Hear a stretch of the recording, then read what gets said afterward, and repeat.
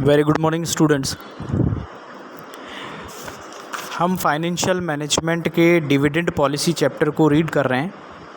इससे पहले के 2 लेक्चर्स में हमने डिविडेंड के बारे में स्टडी की थी और ये बताया था कि dividend is a divisible part of profit, और उसके बाद उसके टाइप्स ऑफ डिविडेंड के बारे में बात की थी और provision of the Indian company act 1956 in respect of dividend, जो भी प्रोविज़न्स थे उसकी स्टडी की थी।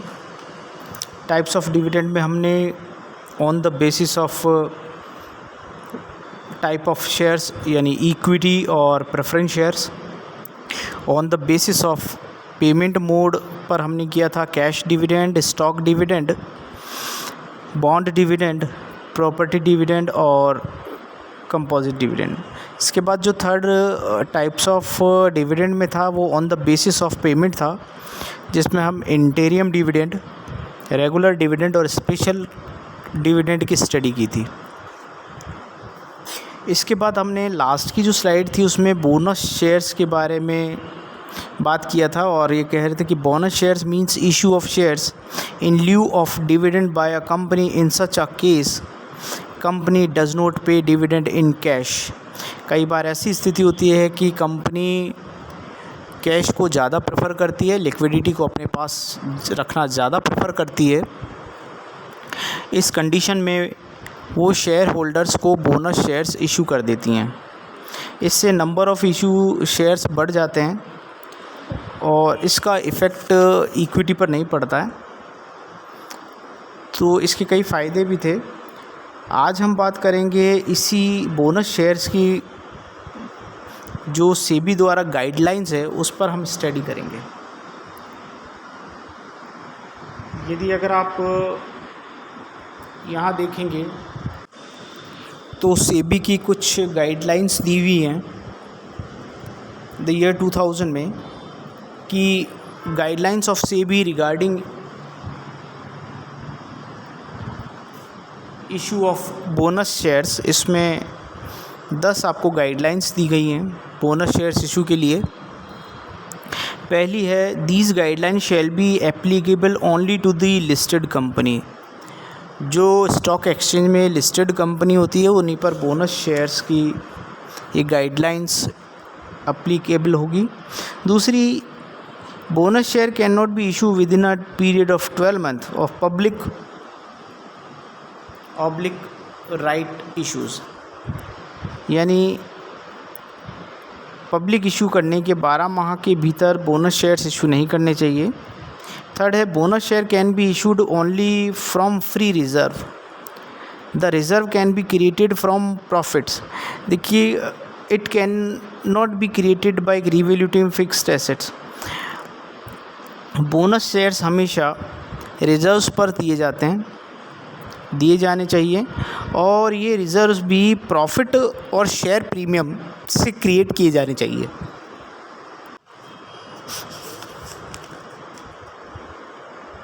तो जो प्रॉफिट होता है उसी में से बोनस शेयर इशू किया जाए तो वो ठीक होता।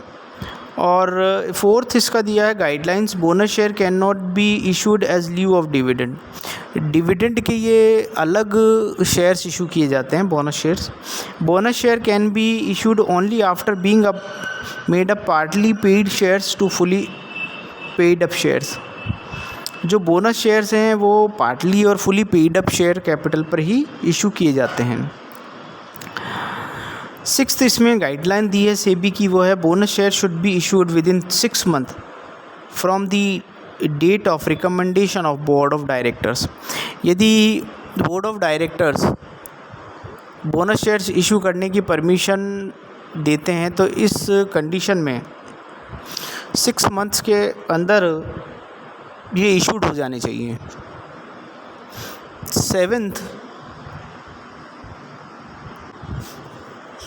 सेवेंथ जो गाइडलाइंस दी है वो है the article of association of the company must contain provision regarding issue of bonus shares. Articles और मेमोरेंडम्स आप जानते ही हैं, तो आर्टिकल्स ऑफ एसोसिएशन में बोनस शेयर से रिलेटेड प्रोविज़न्स का होना ज़रूरी है। तभी बोनस शेयर इशू करें। फिर है 8th, the proposal in the regard should be passed in annual general meeting.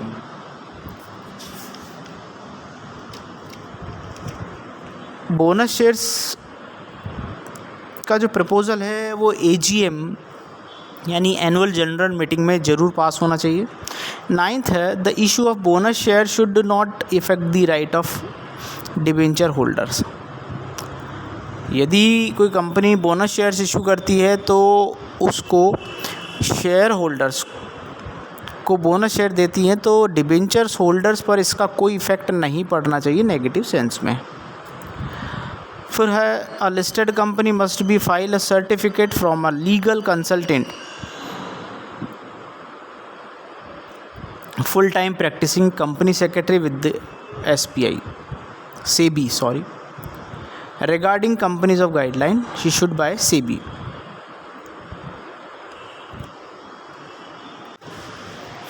Bonus share से संबंधित एक प्रमाण पत्र लीगल कंसल्टेंट द्वारा सेबी में प्रस्तुत करना आवश्यक है। इस प्रकार guideline of SEBI regarding issue of bonus shares आपके सामने ये 10 है। बोनस शेयर इशू करने से पहले इन गाइडलाइंस को अप्लाई ज़रूर करना चाहिए। आज के चैप्टर में हम आगे जो पढ़ रहे हैं वो है डिविडेंड पॉलिसी। देखिए, इससे पहले वाले चैप्टर में हमने पढ़ा था कि डिविडेंड क्या होता है। तो डिविडेंड पॉलिसी था कि डिविडेंड था डिविजिबल पार्ट ऑफ प्रॉफिट। उसके बाद हम आज बात कर रहे हैं वो डिविडेंड पॉलिसी की बात कर रहे हैं। सिंपल वे में डिविडेंड पॉलिसी का आशय अगर आप देखें तो ये होता है कि डिविडेंड को किस रेट और किस तरीके से डिस्ट्रीब्यूट करना है, ये सारी जो प्लानिंग है वो सारी डिविडेंड पॉलिसी में आती है। लेकिन फिर भी मैं यहाँ क्लियर कर रहा हूँ कि dividend policy is a flexible and wide word, ये बहुत बड़ा वर्ड है। It is made of 2 words, dividend plus policy. Okay, देखिए, we have already explain the meaning of dividend. Dividend is a divisible part of profit and undistributed among share holders, distributed among share holders this. और undistributed जो होता है वो फिर आपका retained earnings हो जाता है। इसके बारे में हम पहले बता चुके हैं। डिस्ट्रीब्यूटेड डिविडेंड होगा और अनडिस्ट्रीब्यूटेड रिटेन्ड अर्निंग्स होगा जो कंपनी अपने पास रख लेती है। तो डिविडेंड पॉलिसी मीन्स प्रैक्टिस और प्रिंसिपल ऑफ वर्किंग, कि किस आधार से हमें काम करना चाहिए, किन सिद्धांतों के अनुसार काम करना चाहिए, उसके निर्धारण कैसे किया जाए, ये पॉलिसी में होता है। इसलिए dividend policy is a concern with the determination of dividend amount and distribution plan. इसका मतलब है कि डिविडेंड पॉलिसी ये वो विषय है जो लाभांश की राशि के वितरण और निर्धारण से संबंधित है। A company should formulate a sound dividend policy taking into consideration the amount of past dividend, present profit, liquidity position and financial health of the company। देखिए, बेसिकली अगर कंपनी अपनी डिविडेंड शेयर होल्डर्स को distribute करती है तो उसे past dividend क्या दिया है उसका ध्यान रखना चाहिए, प्रेजेंट ईयर का जो प्रॉफिट है उसको ध्यान में रखना चाहिए और कंपनी की जो लिक्विडिटी पोजीशन है उस पर ध्यान देना चाहिए और कंपनी की फाइनेंशियल हेल्थ के बारे में ज़रूर ध्यान देना चाहिए। इस आधार पर डिविडेंड को दिया जाना उचित होगा। प्रोफेसर वेस्टन एंड ब्राइंगम, इन्होंने भी डिविडेंड से रिलेटेड अपनी डेफिनेशन दी है और ये कहते हैं कि dividend policy determines the division of earning between payment to share holders and retain earnings. वो कहते हैं, वेस्टर्न एंड ब्राइंगम कहते हैं कि डिविडेंड का मतलब यही है कि जो लाभ है, जो अर्निंग्स है, उसको शेयर होल्डर्स और कंपनी की रिटेन अर्निंग्स में बांटना और उसका ये विधान। तो डिविडेंड पॉलिसी का मतलब यही है कि जो प्रॉफिट है उसको शेयर होल्डर्स और कंपनी के रिटेन अर्निंग्स के मध्य में बांटने की प्रक्रिया। अब हम यहाँ बात कर रहे हैं essentials of sound dividend policy. A sound dividend policy should possess following elements. First, अगर साउंड डिविडेंड पॉलिसी है तो उसके लिए स्टेबिलिटी होनी चाहिए। There should be a regularity in dividend distribution and the rate of dividend should not be changed very frequently. यानी company की अगर साउंड डिविडेंड पॉलिसी है बनेगी तभी जब रेगुलर शेयर होल्डर्स को डिविडेंड मिले और उसकी जो रेट ऑफ जो डिविडेंड है should not B change very frequently, यानी जल्दी जल्दी चेंज ना हो, यानी लॉन्ग रन तक कुछ टाइम तक वो डिविडेंड पॉलिसी बनी रहे, डिविडेंड रेट बना रहे। फिर है ग्रेजुअली राइजिंग डिविडेंड रेट्स। देखिए साउंड पॉलिसी में कंपनी जो प्रॉफिट में से पार्ट जो शेयर होल्डर्स को दे रही है that should be gradually raising. जो रेट है डिविडेंड रेट है वो ग्रेजुअली रेजिंग करना चाहिए। Distribution of dividend in cash. Dividend policy में जैसे हमने अंडर सेक्शन 205 में भी रीड किया था कि जो डिस्ट्रीब्यूशन ऑफ डिविडेंड पॉलिसी है वो कैश में डिस्ट्रीब्यूट होना अच्छा रहता है डिविडेंड को। तो अगर साउंड पॉलिसी डिविडेंड पॉलिसी बनानी है तो उसका एक main element dividend in cash होना चाहिए। फिर इसके बाद फोर्थ है moderate start. When a company starts earning the profit it can declare dividend. जैसे कंपनी प्रॉफिट अर्न करना स्टार्ट करती है तो वो डिविडेंड दे सकती है। The company should start dividend payment with a moderate rate and it can raise dividend gradually and when its profit rise. यानी कंपनी को जो प्रॉफिट है अगर वो स्टार्टअप है तो कंपनी को थोड़ा थोड़ा डिविडेंड देना चाहिए, बाद में भले ही वो मॉडरेट रेट यानी उसको बढ़ा सकती है बाद में और चेंजेस कर सकती है। Other factors also essential of sound policy dividend policy besides the above mentioned basic factors a company has to keep some other factor in view while deciding dividend policy. The company should pay dividend after write of all losses. देखिए कुछ other factors भी हैं जिसमें सबसे पहले company को अपने losses को कवर करना चाहिए, उसके बाद डिविडेंड देना चाहिए। Usually dividend should be paid once in a year. एक साल में एक बार ही डिविडेंड देना चाहिए। And if there are more profit interim dividend may be paid.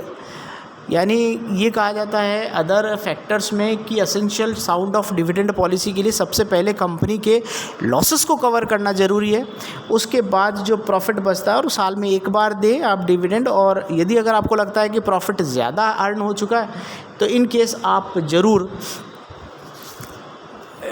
इंटीरियम dividend को दे सकते हैं। अब बात कर रहे हैं हम determination of dividend policy and it's type.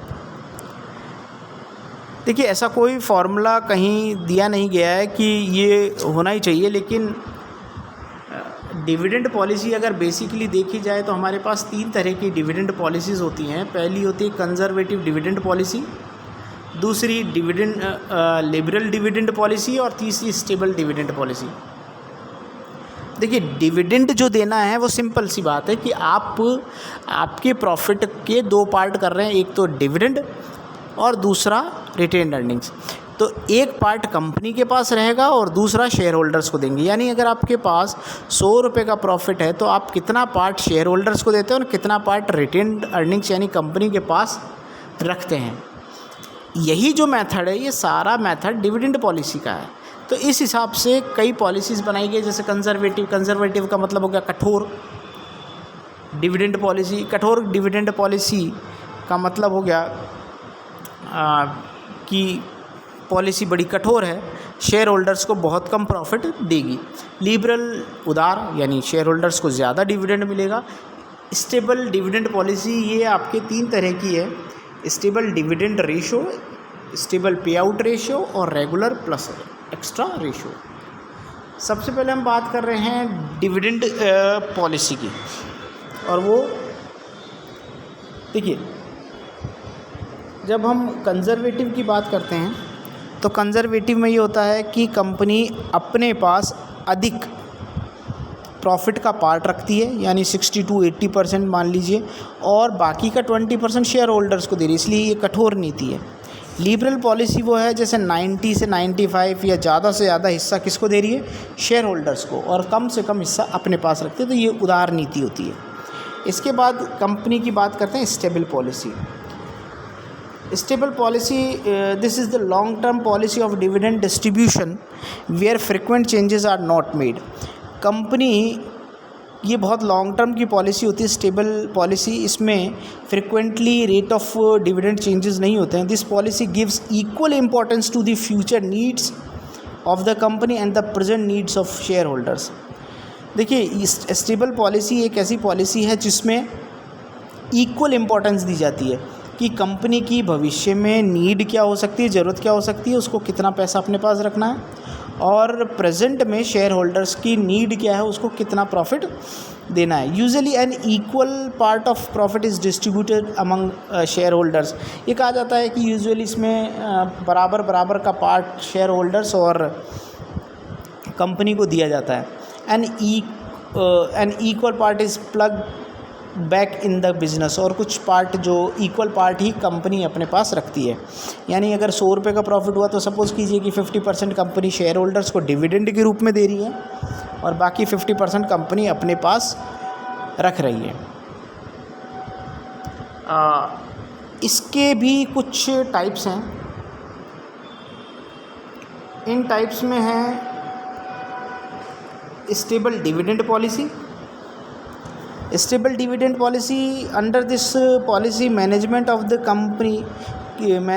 Company keeps dividend rate stable और फिक्स्ड। इसमें कंपनी अपनी जो डिविडेंड रेट होती है स्टेबल डिविडेंड रेट रखती है, यानी फिक्स रेट रखती है। फॉर एग्जांपल, मैनेजमेंट में decide 15% and dividend rate at the same rate में be applied for the year of prosperity and the year of recession. यानी अगर एक बार कंपनी ने 15% की स्टेबल रेट रख दी है कि वो 15% शेयर होल्डर्स को देगी, तो इन केस अगर कंपनी की प्रॉस्पेरिटी अच्छी कंडीशन होगी, चाहे रिसेशन यानी मंदी की स्थिति होगी, तो भी वो 15% का ही जो डिविडेंड है वो शेयर होल्डर्स को देंगे। अब बात करते हैं स्टेबल पे आउट रेशो। पे आउट रेशो, ये पे आउट रेशो आपको रेशो एनालिसिस में भी बताया गया है कि डिविडेंड अपॉन अर्निंग इनटू 100, कि under this policy company management does not fix a stable rate of dividend. Company कोई स्टेबल डिविडेंड रेट नहीं रखती है, बट अ स्टेबल पे आउट रेशो इज़ फिक्स्ड। वो एक फिक्स्ड पे आउट रेशो रखती है कि कितनी पे का कितना भाग देना है। In this policy dividend per share and retained earning will change from year to year with the change in earning of the company, but the dividend pay out ratio will remain stable. कि company की जो policy है उसमें earning per share और retained earnings वो बार बार change हो सकती है, पर डिविडेंड पे आउट रेशो यानी लाभांश अनुपात जो है वो समान रहेगा। जैसे कि मान लीजिए कि अ कंपनी में फिक्स 60% एज पे आउट रेशो, कंपनी ने 60% पे आउट रेशो कर रखा है। इसका मतलब यह है कि कंपनी कुछ भी इनकम होगी उसमें से 60% शेयर होल्डर्स को देगी, ठीक है। In situation whatever is earn by the company 60% of it will be distribute among share holders as dividend. यानी कंपनी को कुछ भी हो 60% पे आउट रेशो के हिसाब से डिविडेंड देगी, बाकी का 40% के हिसाब से कंपनी अपने पास रखेगी। तो dividend pay out ratio stable करके कंपनी काफ़ी प्रॉफिट अर्न करती है। इसके बाद है रेगुलर प्लस एक्स्ट्रा डिविडेंड। आप नाम से ही देख सकते हैं, this is another way of stable dividend policy which company pays a regular dividend at a moderate fix rate. Fix rate के हिसाब से कंपनी हमेशा लाभांश देती रहती है, but during period of prosperity some extra dividend is paid to the share holder. अगर मान लीजिए कि कंपनी का कुछ ज़्यादा प्रॉस्पेरिटी की कंडीशन आ गई तो कंपनी फिक्स रेट से डिविडेंड देने के साथ साथ ही कंपनी एक्स्ट्रा डिविडेंड को भी पे कर सकती है। This extra dividend is paid for a short period. और ये जो डिविडेंड जो शॉर्ट दिया जा रहा है ये सिर्फ शॉर्ट रन के लिए ही दिया जाता है। इस प्रकार से आज हमने डिविडेंड पॉलिसी के सभी पैरामीटर्स को देखा। आगे हम नेक्स्ट में इसकी और चर्चा करेंगे। Thank you for today.